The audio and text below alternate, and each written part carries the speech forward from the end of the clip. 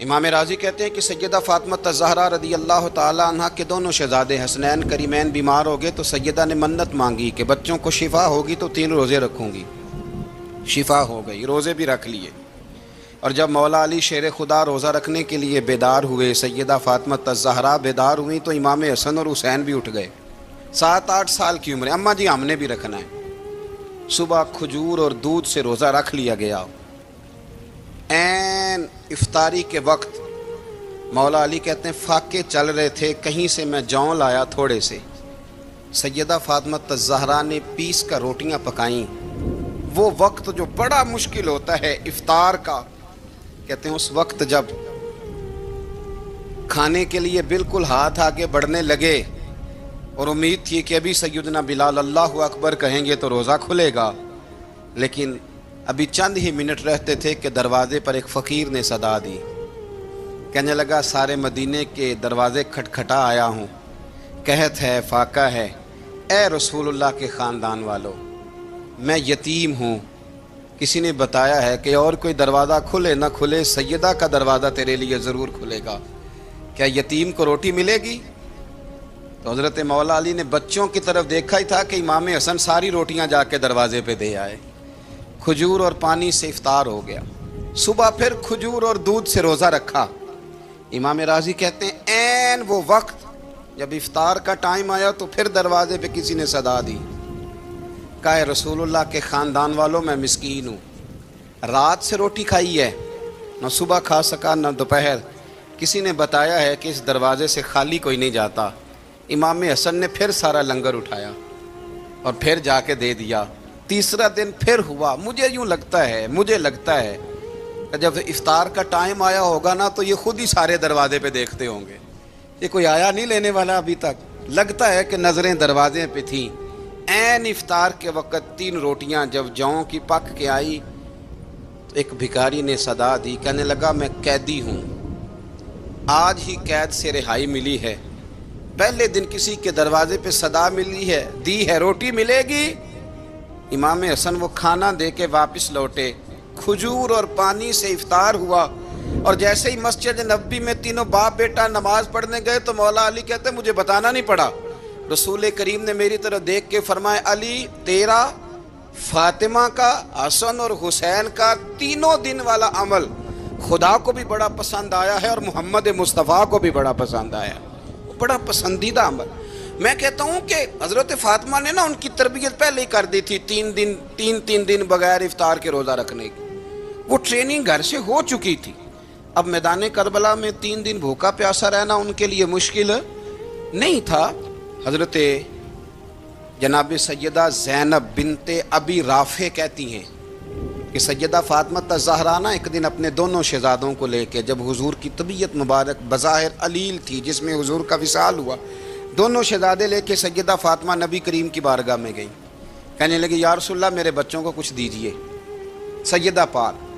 تو حضور اٹھ کے بیٹھ گئے، اس کندھے سے امام حسن کو لگایا اور اس سے امام حسین کو لگایا اور فرمایا فاطمہ یہ جو میرا حسن ہے نا اس کو میں اپنی ہیبت اور سرداری دیتا ہوں، اور فرمایا یہ جو میرا حسین ہے نا حسین کو میں اپنی جرت اور سخاوت دیتا ہوں، میرا حسین جرت مند ہوگا اور سخی ہوگا۔ داتا گانج بخش علی حجویری، امام الاولیاء، سید الاصفیاء، داتا صاحب کشف المعجوب میں فرماتے ہیں ایک دن نا امام حسین کے پاس ایک شخص آیا بڑی دور سے کچھ مانگنے کا، حضور کچھ دیجئے۔ وہ شخص کہتا ہے کہ میرا ظرف یہ تھا کہ 4-5 دینار ملیں گے، تو امام حسین فرمانے لگے تھوڑی دیر بیٹھ جا، رزق آ رہا ہے۔ تو امام حسین کو حکومت وقت کی طرف سے نا 5 تھیلیاں ملی، جس میں ایک تھیلی میں 500 اشرفیاں تھیں، 5 تھیلیاں آئیں، لیکن اس کو آنے میں نا ذرا دیر ہو گئی۔ وہ 5 تھیلیاں جب آئی نا تو امام حسین اس کی طرف 5 تھیلیاں بڑھا کے نا، ذرا دیکھنا میری طرف غور سے، 5 تھیلیاں بڑھا کے نا تو فرمانے لگے میاں جتنا تجھے انتظار کرایا نا اتنی ہم تیری حاجت پوری نہیں کر سکے، تو یہ نہ محسوس کرنا کہ حسین کے دروازے پہ بیٹھا بھی رہا ہوں تو ملا کیا ہے، یہ نہ محسوس کرنا۔ وہ شخص کہتا ہے جب میں نے وہ تھیلیاں کھولی اور پھر میری نظر امام حسین پہ پڑی تو میرے اندر سے آواز آئی اگر حسین ابن علی اتنے سخی ہیں تو محمد عربی کتنے سخی ہو، اگر یہ معیار ان کا ہے، ان کا یہ معیار ہے، اور خود بھیک دیں، خود ہی کہیں منگتے کا بھلا ہو، خود کہنے لگے جتنا انتظار کرایا ہے اتنی تیری مدد کر سکے، یہ سخاوت کا معیار تھا، یہ طریقہ تھا۔ ایک دفعہ سیدنا امام حسین رضی اللہ تعالیٰ عنہ کے گھر کے اندر 5000 دینار آئے، مسجد میں تھے، آپ کو 5000 دینار ملے تو امام زین العابدین کہتے ہیں کہ مسجد سے لے کر گھر آنے تک امام حسین نے 5000 اللہ کے رستے میں خیرات کر دی۔ فرماتے میں نے کہا ابا جی 5 دینار کی گھر میں ضرورت تھی، مالاں والے سخی نہیں ہوندے تے سخیاں کل مال نہیں ہوندا، ایتھے اوتھے دوویں جہانی سخی کنگال نہیں ہوندا۔ کہا ابا جی 5 دینار کی گھر میں ضرورت تھی، تو کہتے ہیں مجھے فرمانے لگے بیٹا یہ جن کو میں نے دیا ہے نا یہ گھر کے لیے ہی دیا ہے، یہ گھر کے لیے ہی دیا ہے، جن کو دیا ہے تمہارا کیا خیال ہے یہ باہر خرچ ہوا ہے، یہ گھر کے لیے ہی ہے۔ اس لیے کہ جب انسان دوسروں پر شفقت کرتا ہے تو اللہ اس کے گھر پہ رحمت فرماتا ہے۔ امام حسین کے مزاج میں پہلی بات میں نے ذوق عبادت کی عرض کی، دوسری بات عرض کر رہا ہوں کہ صحابہ حضرت اسامہ بن زید بڑے پیارے ہیں میرے نبی کریم کے، بڑے پیارے۔ حضرت اسامہ بن زید کے بارے میں سیدہ عائشہ صدیقہ فرماتی ہیں ان کے ناک سے اگر رینٹھ نکلتی تھی تو اللہ کے رسول اپنے دست مبارک سے صاف کر دیتے تھے، اور سرکار فرماتے تھے کہ اگر اسامہ لڑکی ہوتا نا، ان کے غلام کے بیٹے تھے حضرت زید بن عامر، اگر یہ لڑکی ہوتا میں اسے زیور پہناتا۔ بڑے پیارے تھے، لیکن جب ان کا آخری وقت آیا نا تو 60,000 دینار کا قرضہ تھا، رشتہ داروں سے کہا، دوستوں سے کہا، یاروں سے کہا، پر قرض ادا نہیں ہو رہا تھا۔ حضرت اسامہ بن زید کہتے ہیں بڑا پریشان تھا۔ جب حد ہو گئی نا تو حضرت اسامہ بن زید فرمانے لگے جاؤ کوئی حسین ابن علی کو خبر کرو، ان سے کہو میں نا غلام ہوں آپ کے نانا کا، مقروض دنیا سے چلا گیا تو کیا بنے گا۔ امام حسین کو خبر ملی تو دوڑے آئے۔ لاجپال اس پیر کو نہیں کہتے جو تگڑا نذرانہ لے کے تو ماتھا چوم لے، لاجپال تو اس کو کہتے ہیں کہ جب ضرورت پڑے تو وہ سر پہ موجود ہو۔ حضرت سیدنا امام حسین تشریف لائے تو جناب اسامہ بن زید رو پڑے، کہنے لگے حضور میں نے نا غلامی کی ہے آپ کے نانا کی، اور اس غلامی پہ ناز ہے، اب 60,000 دینار کا قرضہ لے کے دنیا سے جاؤں گا تو میری قبر پہ بوجھ رہے گا۔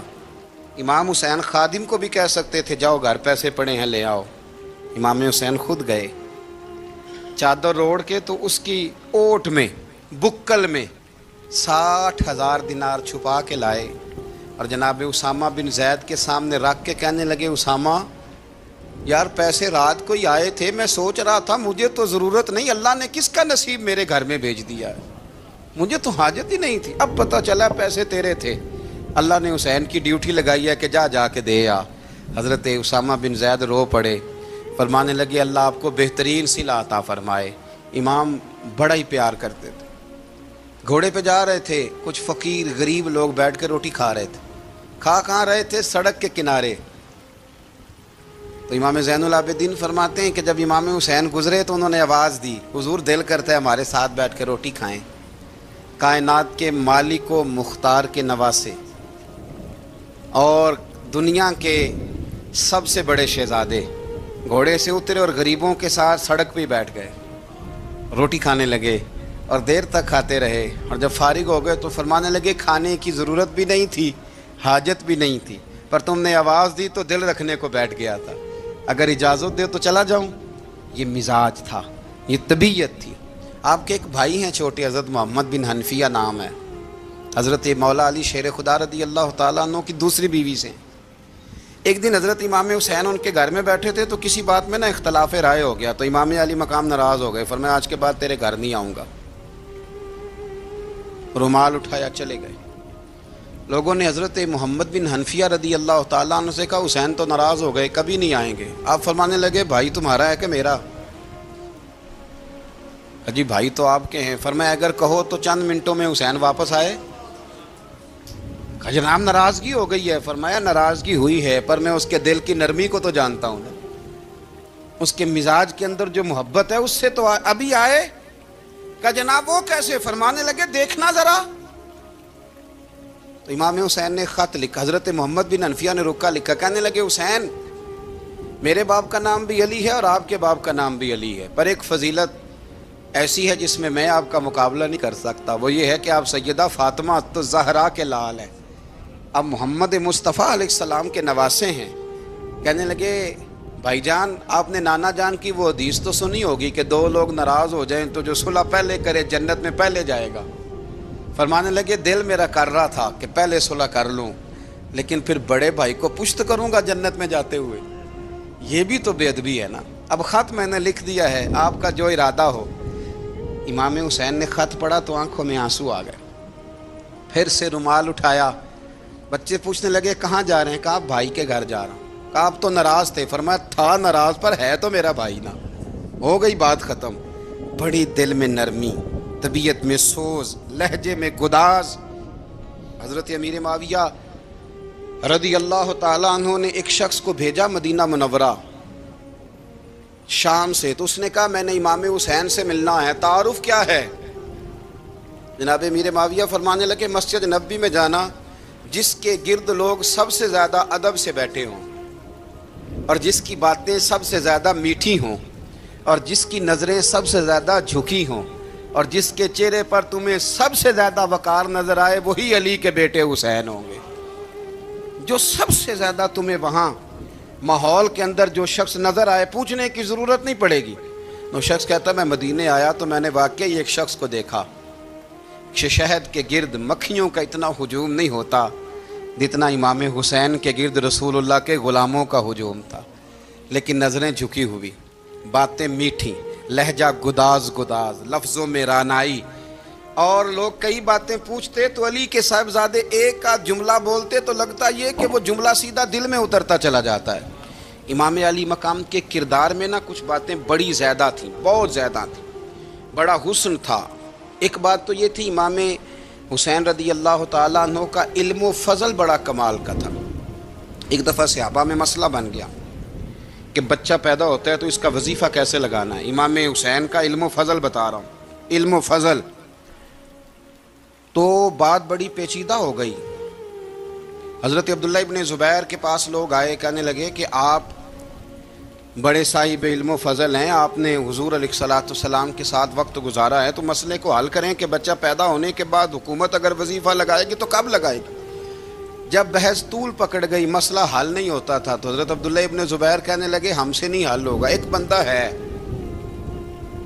جس کے سینے میں رسول اللہ صلی اللہ تعالیٰ علیہ وسلم کے نور نبوت کا فیضان ہے، وہ یہ مسئلہ حل کریں گے۔ تو کہا وہ کون سے؟ آپ فرمانے لگے جب ہم سے مسائل حل نہیں ہوتے تو ہم ان کے علم سے فائدہ اٹھاتے ہیں۔ کہا کون ہے؟ کہا جناب امام حسین۔ تو لوگ حضرت امام حسین کے پاس گئے کہ حضرت یہ ایک مسئلہ الجھ گیا ہے کہ بچہ پیدا ہو تو وظیفہ کب لگانا ہے؟ فرمایا الجھنے والی بات ہی کوئی نہیں، پیدا ہونے کے بعد جب وہ پہلی دفعہ آواز نکالے تو اس کا وظیفہ لگا دو۔ اس کا مطلب یہ ہے کہ وہ دنیا میں آ گیا ہے، اس نے اپنے آنے کا اظہار کر دیا ہے، اعلان کر دیا ہے، اب اس کا وظیفہ لگا دو۔ تو اس پر پھر صحابہ کا اتفاق ہو گیا۔ امام حسین کے علم سے، فضل سے لوگ فیض اٹھاتے تھے۔ حضرت سیدنا امام حسین کی شہادت کے بعد حضرت عبداللہ ابن زبیر رضی اللہ تعالیٰ عنہ نے قاتلان حسین سے خطاب کیا اور فرمانے لگے اللہ کی قسم تم نے اس شخص کو شہید کیا ہے جو راتوں کو لمبے لمبے قیام کرتا تھا، اور تم نے اس شخص کو شہید کیا ہے جس سے میں دن میں جب بھی ملتا تھا تو وہ روزے سے ہوتا تھا۔ تم نے اس شخص کو شہید کیا جو قائم اللیل تھا، صائم الدہر تھا، اس شخص کو تم نے شہید کیا۔ آپ کو پتہ ہے کہ میدان کربلا میں جب 9 محرم کو ابن سعد نے امام حسین سے کہا کہ جنگ کرو اگر یزید کی بیعت نہیں کرنی، تو امام حسین نے فرمایا ایک رات کی مہلت دے دو، ایک رات کی مہلت دے دو۔ حضرت امام زین العابدین کہتے ہیں میں نے اپنے والد گرامی سے عرض کی کہ ابا جی آپ جہاد سے دور جانے والے تو ہیں نہیں، آپ تو جہاد سے پیار کرنے والے، اور یہ بھی پتہ ہے مجھے کہ یہ جنگ اب ہو کے رہے گی، تو ایک رات کی مہلت لینے کا معنی کیا ہے؟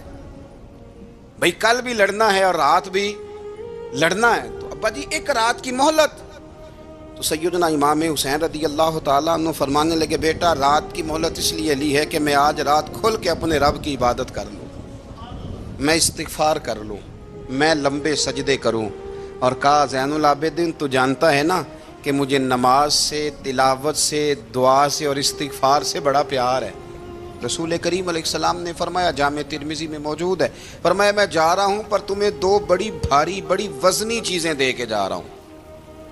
صحیح ستہ کی روایت، دو وزنی چیزیں تمہارے بیچ چھوڑ کے جا رہا ہوں، اگر ان کو تھام کے رہو گے تو کبھی گمراہی تمہارے پاس نہیں آئے گی۔ یا رسول اللہ وہ کون کون سی؟ فرمایا ایک اللہ کی کتاب دے کے جا رہا ہوں اور دوسرا اپنا خاندان دے کے جا رہا ہوں۔ اگر اہل بیت نبوت کو تھامے رہو گے، ہمارے بزرگوں نے لکھا ہے کہ یہ جو حضور نے کتاب اللہ اور پھر اپنی اہل بیت کا تذکرہ فرمایا تو اس کا مطلب یہ ہے کہ تھیوری دیکھنی ہوئی تو قرآن دیکھنا، اور پریکٹیکل دیکھنا ہوا تو علی اور فاطمہ کو دیکھنا، حسن اور حسین کو دیکھنا، ان کو دیکھنا۔ نبی کریم علیہ الصلوۃ والسلام کے اہل بیت منارہ نور ہیں، ان کی محبت، ان کا پیار کیوں بھلا؟ اس لیے کہ یہ وہ خوبصورت لوگ ہیں جن کو خود میرے نبی پاک نے تراشا ہے۔ ان کی سیرت میں جتنے رنگ ہیں وہ رسول کریم نے خود بھرے ہیں، ان کی ایک ایک بات کا خیال نبی پاک نے رکھا ہے۔ حضور نے از خود انہیں اپنی صحبت عطا کی ہے۔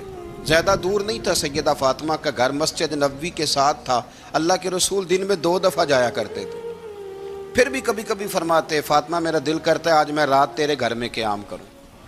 تو سیدہ فاطمہ الزہرا فرماتی ہیں کہ آمنہ کے لال اس طرح بھی میرے گھر میں قیام کرتے تھے کہ حضور چارپائی پہ لیٹتے تھے تو ایک کندھے پہ امام حسن کا سر ہوتا تھا اور دوسرے پہ امام حسین کا سر اقدس ہوتا تھا، اور فرماتی ہیں رات کو کبھی حسنین کریمین دودھ مانگتے تو میں اٹھتی دودھ دینے کے لیے، تو حضور فرماتے لیٹ جاؤ آج میرے ساتھ سوئے ہیں تو دودھ بھی میں ہی پلاؤں گا۔ تو محبوب اٹھتے ان کے لیے دودھ لاتے برتن سے نکال کے۔ حضور نے انہیں وقت دیا اور پھر ان کی چھوٹی چھوٹی چیزوں کا خیال رکھا۔ صحیح بخاری میں موجود ہے، تربیت پر توجہ دی۔ امام حسین تشریف لائے، ابھی عمر مبارک 7 سال کے قریب تھی، مسجد نبوی میں صدقے کی کھجوروں کا ڈھیر لگا ہوا تھا۔ چھوٹا بچہ جو ہوتا ہے نابالغ، اس پر شریعت کے احکامات نہیں آتے۔ صدقے کی کھجوروں کا ڈھیر تھا مسجد نبوی میں۔ یہ تربیت ہے، یہ ٹریننگ ہے جو اللہ کے محبوب نے خود انہیں عطا فرمائی۔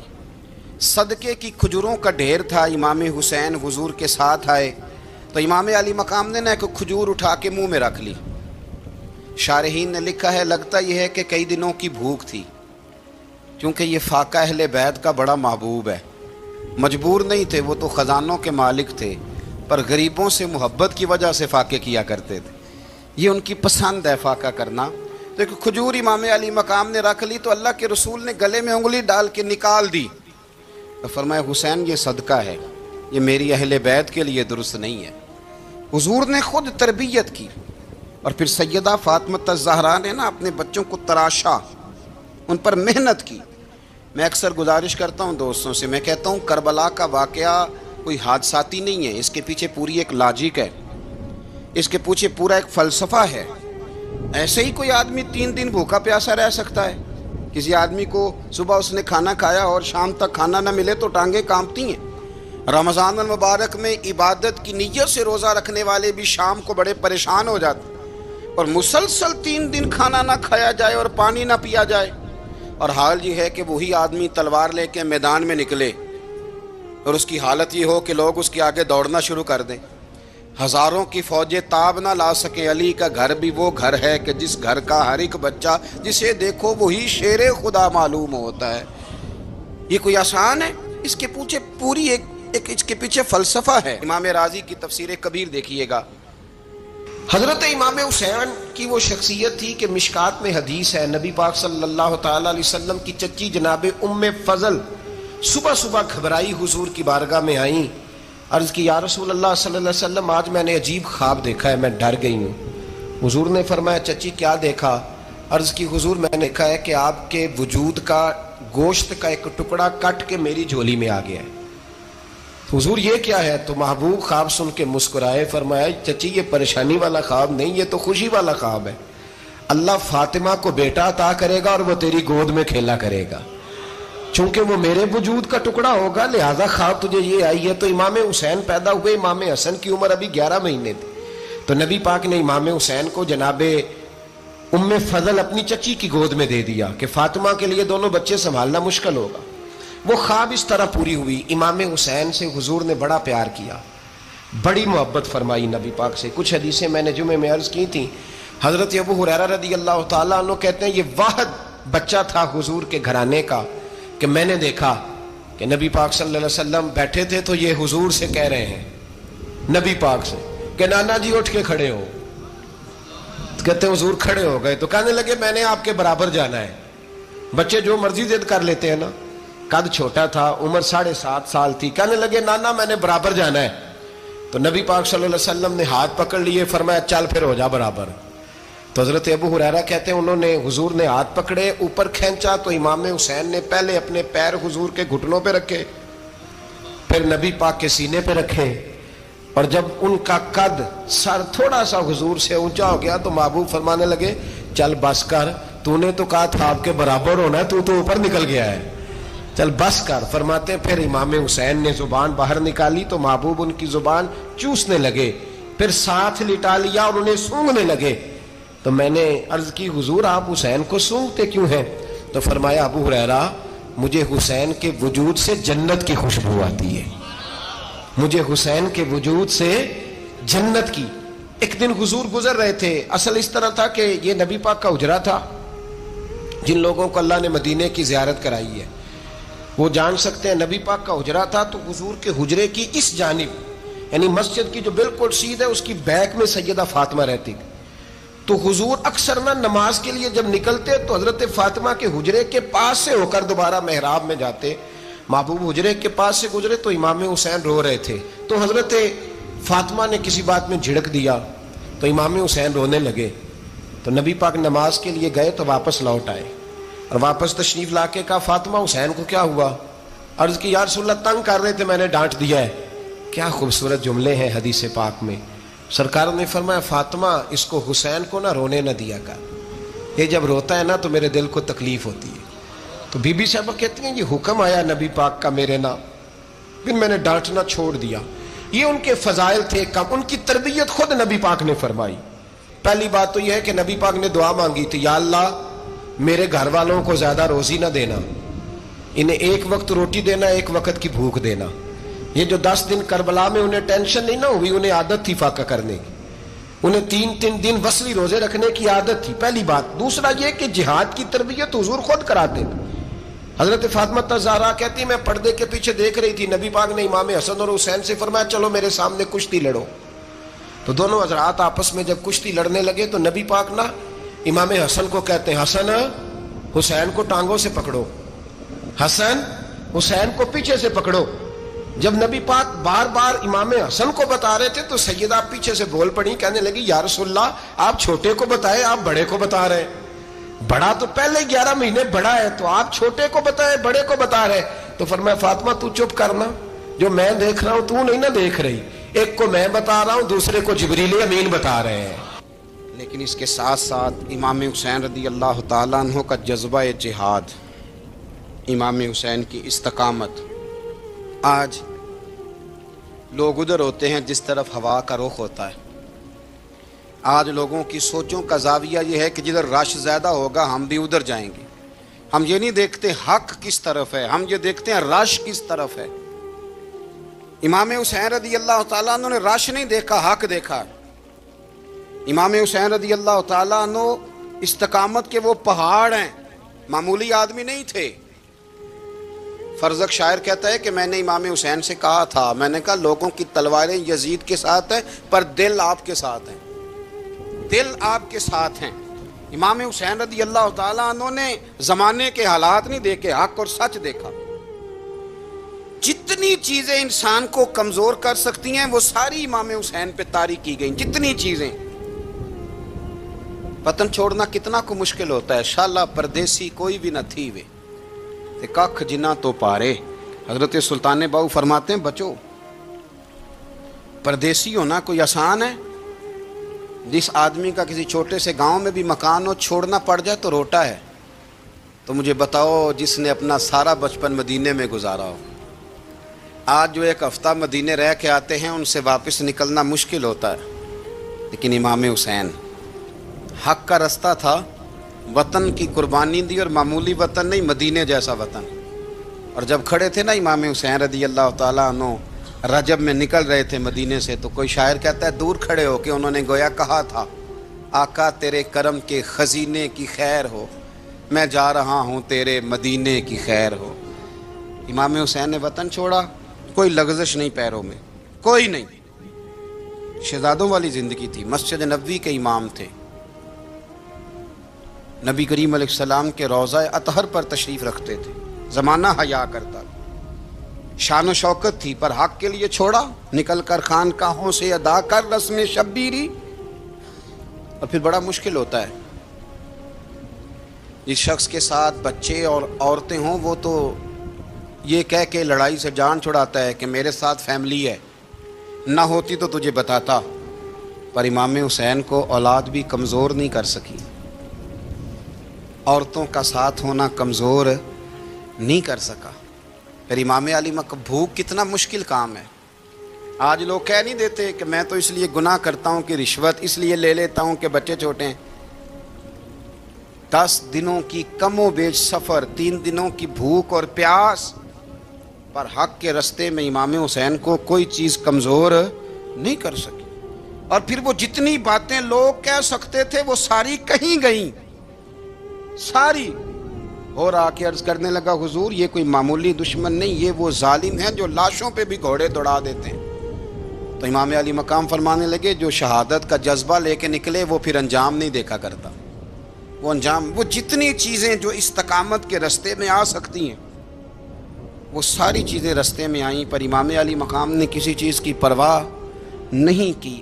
آج کا مسئلہ یہ ہے کہ آج لوگوں میں استقامت نہیں ہے، رات کو کچھ ہوتے ہیں، سویرے کچھ ہوتے ہیں، دوپہر کو کچھ ہوتے ہیں، شام کو کچھ ہوتے ہیں۔ ہمارا کل انداز تکلم کچھ اور ہوتا ہے، صبح کچھ اور ہوتا ہے۔ امام علی مقام میدان میں رہے، ایک میت گھر میں ہو جائے تو کئی دنوں تک آنکھ کھلتی نہیں، ہوش رہتا نہیں۔ سب سے زیادہ مصائب امام حسین نے دیکھے، سب سے زیادہ، اور گھوڑے پر بیٹھنے سے پہلے ساری تکلیفیں آپ دیکھ چکے تھے۔ باپ کا جنازہ اٹھانا آسان ہوتا ہے، بیٹے کا جنازہ اٹھانا بڑا مشکل ہوتا ہے، پر امام حسین نے بیٹوں کے جنازے اٹھائے۔ حضرت علی اصغر کی لاش کو امام حسین نے اپنے دست مبارک سے دفن کیا، اور جناب علی اکبر کی میت کو جب آپ اٹھا کے لا رہے تھے تو سیدہ زینب فرماتی ہیں کہ مجھے یوں کبھی لگتا تھا حسین کا قد بڑا ہے اور کبھی لگتا تھا علی اکبر کا قد بڑا ہے، اور فرماتی ہیں کہ پھر حضرت قاسم بن حسن کو بھی وہ اٹھا کے لائے، اور جناب عباس کے وجود سے الگ ہونے والے بازو انہوں نے لا کے حضرت عباس کے وجود کے ساتھ بھی رکھے۔ انہوں نے یہ سارا منظر دیکھا، لیکن جب حسین ابن علی اپنی دفعہ گھوڑے پہ سوار ہوئے تو لگتا یہ تھا کہ ان سے زیادہ بہادر کوئی نہیں۔ ایک جملہ بھی یزیدی فوج کے سامنے امام حسین نے کمزور نہیں کہا، ایک جملہ بھی، ایک فکرہ بھی کچا نہیں بولا، کہیں بھی کوئی منت نہیں کی، کسی جگہ بھی ان کے پائے استقلال میں کوئی لغزش نہیں آئی۔ جب لوگوں کو پتہ چل جائے کہ اب سامنے موت ہی موت ہے، سوائے اس کے چارہ کچھ بھی نہیں، تو بہت سا جو رخصت اور اجازت تو دین بھی دیتا ہے، پر امام حسین کسی جگہ کسی رخصت پر عمل کرتے نظر نہیں آتے، ڈٹ کے بات کی، ڈٹ کے۔ اور پھر جب میدان میں نکلے، اللہ اکبر، تو ابن سعد کہنے لگا کہ اگر 2 کر کے، ایک کر کے جاؤ گے تو یہ 45,000 کا لشکر سارا حسین کاٹ ڈالے گا، یک بارگی حملہ کرو گے تو بات۔ اتنی استقامت، اتنا۔ آج تو لوگ ڈپریشن کے مریض ہیں، آج تو لوگ ٹینشن کے مریض ہیں، ہر دوسری بات میں لوگ کہتے ہیں وہ بڑا، پر کس بات سے؟ مطلب کیا آپ نے زندگی میں صرف جاب نہیں مل رہی، صرف بیماری آ گئی، صرف خرچہ نہیں گھر میں بڑا، کس بات کا ڈپریشن؟ امام حسین کی زندگی بتلاتی ہے کہ وہ لوگ بھی کوئی دنیا میں کمال حاصل کر سکتے ہیں جو چھوٹی چھوٹی بات پہ روتے ہیں۔ مال بھی ہے، جوانی بھی ہے، گھر بھی ہے، مکان بھی ہے، بچے بھی ہیں، عزت بھی ہے، صرف پیسے نہیں۔ اور انسان ہے کہ آنکھیں نہیں کھل رہی، وہ سمجھتا ہے میں کسی کام کا ہی، فقط پیسے نہیں بس۔ او خدا کے بندو، امام علی مقام نے فرمایا سارا کچھ لٹا کے بھی جو میدان میں کھڑا رہے اسے حسین ابن علی کہا جاتا ہے، اسے حسین ابن علی کہا جاتا ہے۔ حسین ابن علی کی شان رفت کوئی کیا جانے، حسن جانے، علی جانے، نبی جانے، خدا جانے، کون جانے امام علی مقام کا معیار؟ تو امام حسین رضی اللہ تعالیٰ عنہ کی زندگی ہمیں بتاتی ہے کہ ذوق والی عبادت کرو۔ امام حسین کی زندگی ہمیں بتاتی ہے کہ جب تم سخاوت کرو تو پھر اپنی حیثیت سے بڑھ کر کرو، اور امام حسین کی زندگی ہمیں بتاتی ہے کہ دل میں کسی کے لیے کوئی بات نہ رکھو، صلح کرنے میں پہل کرو، محبتیں کرنے میں آگے بڑھو۔ اور امام حسین کی زندگی ہمیں بتلاتی ہے کہ جب دنیا میں تم نے کچھ کرنا ہے تو پھر ڈٹنا بھی سیکھو، پھر کھڑے ہونا بھی سیکھو۔ یہ نہ دیکھو کہ حالات، امام حسین نے ایک دن بھی حکومت نہیں کی، یزید نے 4.5 سال کی، لیکن قیامت تک دلوں پہ حکومت امام حسین کی رہے گی، امام حسین کی رہے گی، اس لیے کہ ان میں استقامت تھی۔ امام حسین کے ساتھ اس وقت 72 لوگ تھے، لیکن آج کائنات کا ذرہ ذرہ امام حسین کے ساتھ ہے۔ اس کا مطلب ہے وقت لگتا ہے، نظریہ غالب آ ہی جایا کرتا ہے، تو استقامت والی زندگی گزاریں۔ حضرت عمر جب نعرہ لگاتے نا تو کیسر و کسرا کانپتے، سفیر آتے روم کے ملنے کے لیے تو کہتے جاؤ عمر نفل پڑھ رہے ہیں، ٹائم کوئی نہیں۔ ایک دن اندر میٹنگ ہو رہی تھی، حضرت عمر میٹنگ میں بیٹھے تھے، آپ کے بیٹے ملنے آئے عبداللہ ابن عمر، ابا جی اندر آ جاؤ، فرمایا دروازے پہ کھڑا ہو، میں ضروری بات کر رہا ہوں، اندر نہ آنا۔ جناب عبداللہ ابن عمر کہتے ہیں میں دروازے پہ کھڑا ہو گیا، تھوڑی دیر گزری تو امام حسین بھی آ گئے۔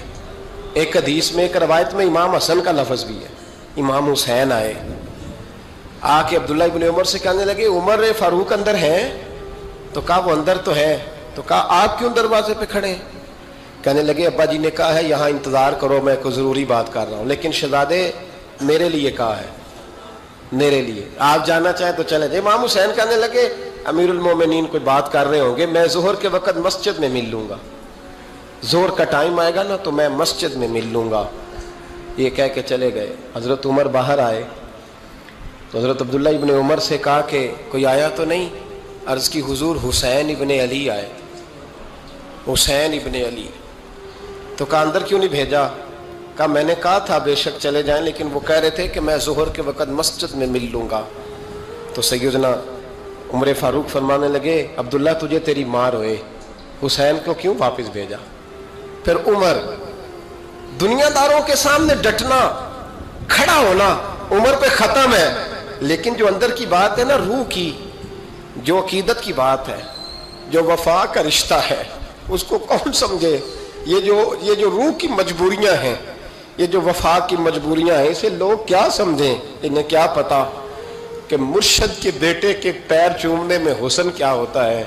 انہیں کیا پتا کہ جب استاد کا بیٹا گھر میں آتا ہے تو دل کرتا ہے مکان بیچ کے اسے دے دیں، اس کے باپ کی نیکیاں بڑی ہیں۔ جناب عمر فاروق دوڑے گئے، امام حسین کے دروازے پہ دستک دی، امام حسین باہر رکھا، شہزادے یار ملنے آئے تھے، بغیر ملے کیوں آ گئے؟ عرض کی کہ آپ مصروف تھے، آپ کے اپنے بیٹے بھی دروازے پہ کھڑے تھے، تو میں واپس آ گیا۔ امام حسین کہتے ہیں عمر جذبات میں آ گئے، سر سے پگڑی گر گئی، کہنے لگے حسین میرے بیٹے کا اور حسین کا کیا مقابلہ؟ کیا اس کی ماں کا نام فاطمہ الزہرا ہے؟ کیا اس کی نانی کا نام خدیجہ الکبریٰ ہے؟ کیا اس کے نانے کا نام محمد مصطفیٰ ہے؟ اور پھر سر سے پگڑی اتری تھی، اپنے بال زور سے پکڑ لیے، کہنے لگے حسین میں نا مکے میں اونٹ چرایا کرتا تھا اور ڈنڈوں سے مار کھاتا تھا اپنے باپ سے، یہ جو آج ساری دنیا میں عمر کے نعرے لگتے ہیں یہ تیرے نانے کا صدقہ ہے۔ شہزادے میری وفا اور میری وفا میں جب تیرا دل کرے نا دوڑ کے آ جایا کر۔ عمر تو لوگ، ایک دن امام حسین نے آگے نا جناب فاروق اعظم سے کہا، خطبہ دے رہے تھے بچوں کی طبیعت شروع میں، پتہ نہیں کیا بات آئی امام حسین کے دل میں، کہنے لگے عمر نیچے اترو، یہ میرے نانا کا ممبر ہے۔